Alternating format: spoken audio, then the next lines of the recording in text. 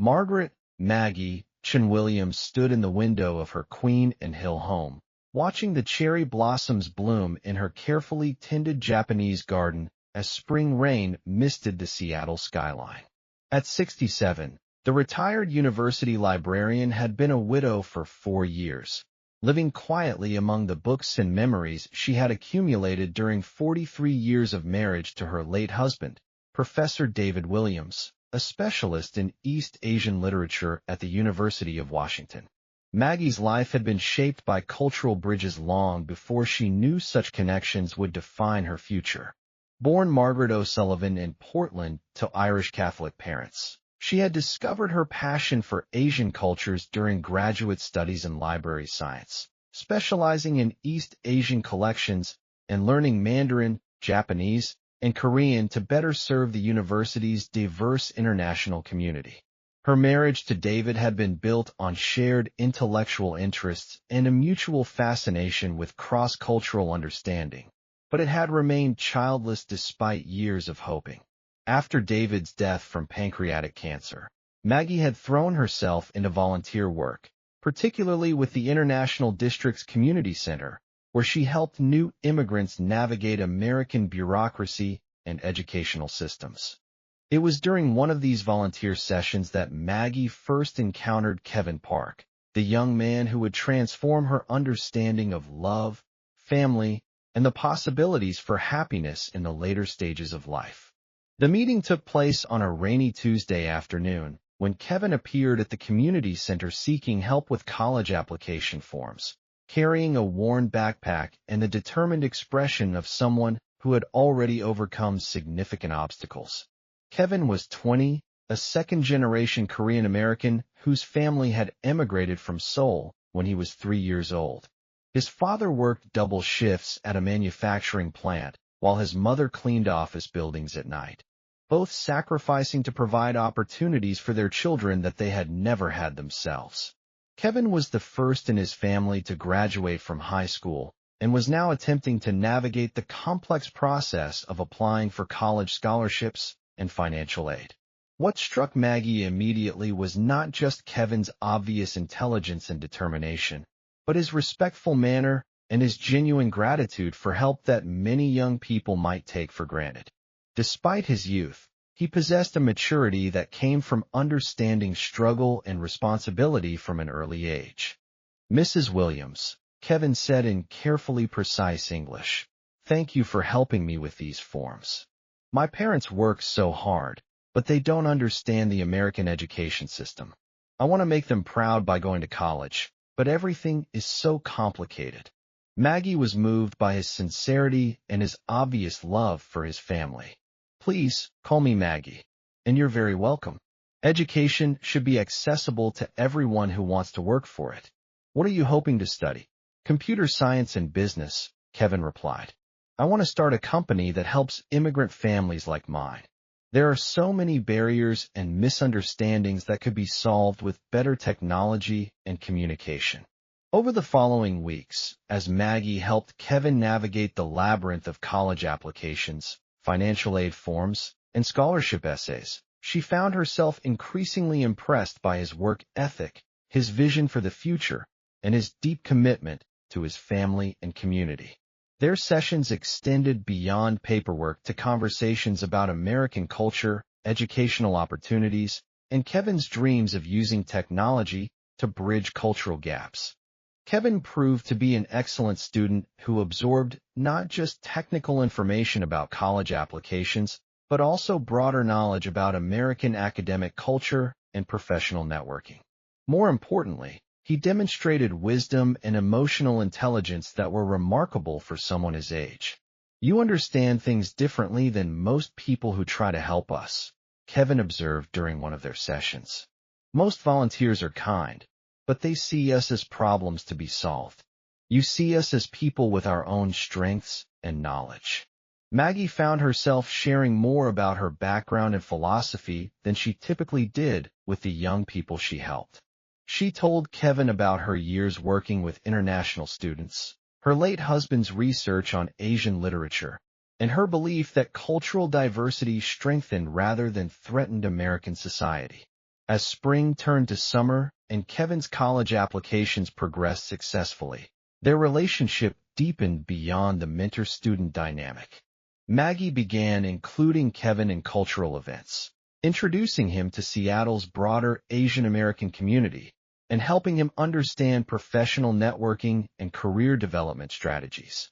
Kevin, in turn, invited Maggie to meet his family and participate in Korean cultural celebrations, sharing insights about traditional values and contemporary immigrant experiences that enriched her understanding of the communities she served.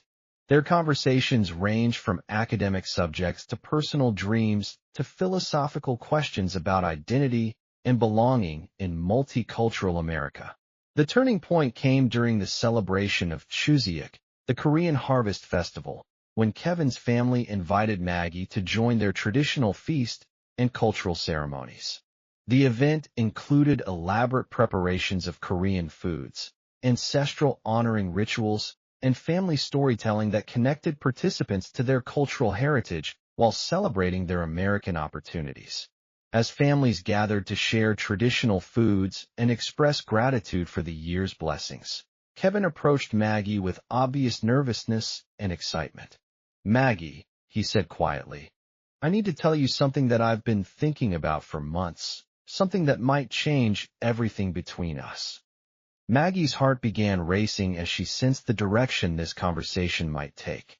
"I've developed feelings for you that go way beyond gratitude or friendship," Kevin continued. "I know this might seem impossible because of our age difference and all the complications it would create, but I wanted you to be honest about what's in my heart." Maggie was stunned by his courage and honesty.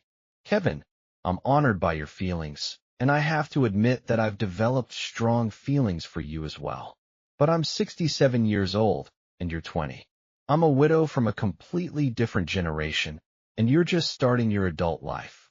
What kind of relationship could we possibly have?" Kevin's response reflected the thoughtfulness that had impressed her from their first meeting. Age is important, but it's not the only thing that matters in relationships.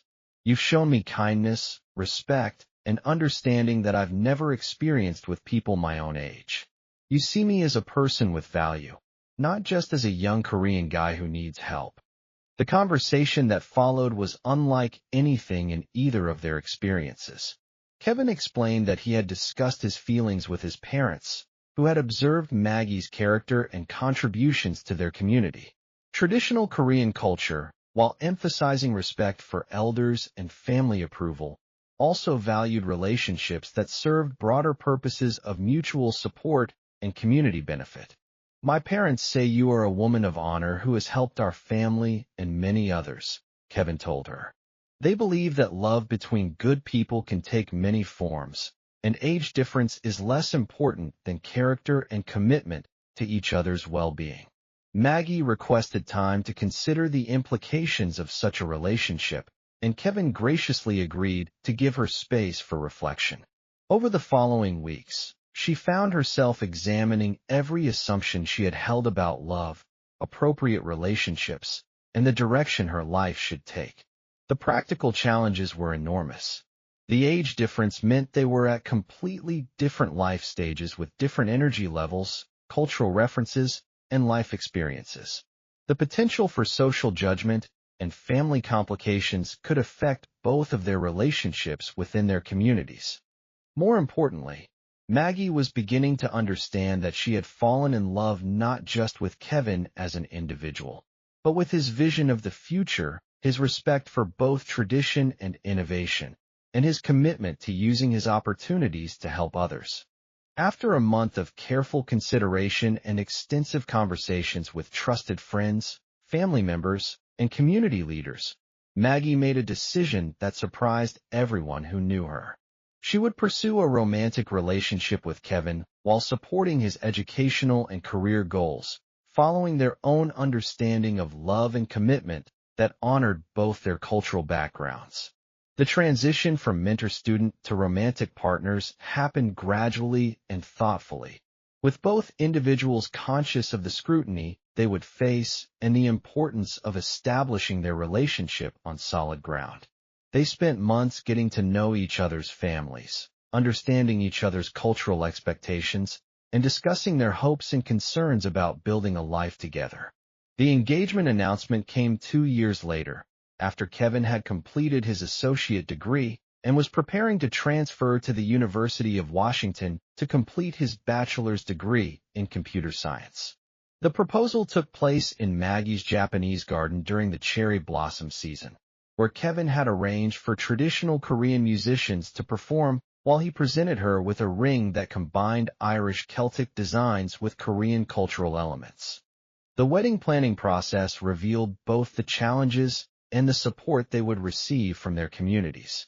Some members of both families were initially concerned about the age difference and cultural implications, while some community members questioned whether their relationship was appropriate given the circumstances of their meeting. However, the overwhelming response from both communities was positive. The Korean American community had come to see Maggie as a genuine ally and advocate who had proven her commitment to their welfare. The Irish Catholic community, while initially surprised, could see that Kevin treated Maggie with love and respect while supporting her continued involvement in community service. The wedding ceremony was a celebration that showcased the best of both Irish and Korean cultural traditions, held at the Seattle Asian Art Museum with participation from both communities. Traditional Catholic elements were blended with Korean customs and contemporary celebrations that reflected their commitment to honoring multiple traditions. Maggie found herself learning not just wedding rituals, but the deeper cultural meanings behind each tradition. The Korean tea ceremony represented respect for elders and family unity. The exchange of Irish clado rings symbolized love, loyalty, and friendship. The blessing ceremonies connected their union to both cultural heritages while emphasizing their commitment to serving their community. The first years of marriage required significant adjustments for both partners. Maggie had to learn to share her carefully ordered life with someone whose energy and different perspectives brought both joy and change to routines she had maintained for decades. Kevin had to adjust to being married to someone with significantly more life experience and financial resources, while also completing his education and beginning his career. Each partner brought unique strengths to their relationship. Maggie's life experience and financial stability provided security and guidance that supported Kevin's academic and professional development. Kevin's energy and technological skills enhanced Maggie's community work while introducing her to contemporary perspectives on social media, digital communication, and modern approaches to cross-cultural engagement. The most surprising development came when Maggie became pregnant at age 69, 3 years after their marriage. Both partners had assumed that children were impossible given Maggie's age, but advances in fertility medicine and Maggie's excellent health made conception possible with medical assistance. "I can't believe we're going to have a baby," Maggie confided to Dr. Susan Kim, the reproductive specialist who had helped with the fertility treatments. "I never thought I would become a mother at this stage of my life." "Pregnancy at your age requires careful monitoring, but you're healthy and strong," Dr. Kim replied. "Your child will benefit from having parents who bring both wisdom and energy to parenthood." The pregnancy proceeded with extensive medical supervision, with Maggie receiving excellent care while also learning about traditional Korean pregnancy and childbirth practices from Kevin's female relatives. The entire extended community participated in preparing for the baby's arrival, following customs that emphasize collective responsibility for children's welfare. The baby, a healthy daughter they named Grace Sujin, combining Irish meaning, blessing of God, with Korean meaning, excellence and truth, was born after a carefully managed delivery at Swedish Medical Center. Maggie was 70 when she gave birth, making her one of the oldest new mothers in Washington state history, but the delivery was successful and the baby was completely healthy. Grace's arrival was celebrated throughout both communities as a symbol of hope and the possibility for love to transcend conventional boundaries. The child represented both Irish American and Korean American heritage while being firmly rooted in Seattle's multicultural environment. Suddenly, Maggie found herself at 70 managing new motherhood while Kevin, at 23, balanced his final year of college with the responsibilities of being a new father. The challenges were substantial, but the extended family and community support systems made the situation not just manageable, but deeply fulfilling. Grace grew up trilingual, speaking English, Korean, and learning Gaelic from Maggie's Irish relatives who had moved to Seattle to help with childcare. She developed an early appreciation for both technology and traditional crafts, spending her days moving between Kevin's computer programming projects and Maggie's library and garden work. Kevin's computer science career flourished with Maggie's support and life experience. He established a successful software company that specialized in creating applications to help immigrant families navigate American systems, fulfilling his original dream of using technology to bridge cultural gaps while generating income that supported their unconventional family. Maggie's community work had expanded significantly with Kevin's technological assistance and their growing reputation as advocates for cross-cultural understanding. They established a foundation that provided scholarships for immigrant students while also creating mentorship programs that connected young people with experienced professionals who could provide both career guidance and cultural bridging. Their relationship with both extended families had evolved to become models of successful intergenerational and cross-cultural cooperation.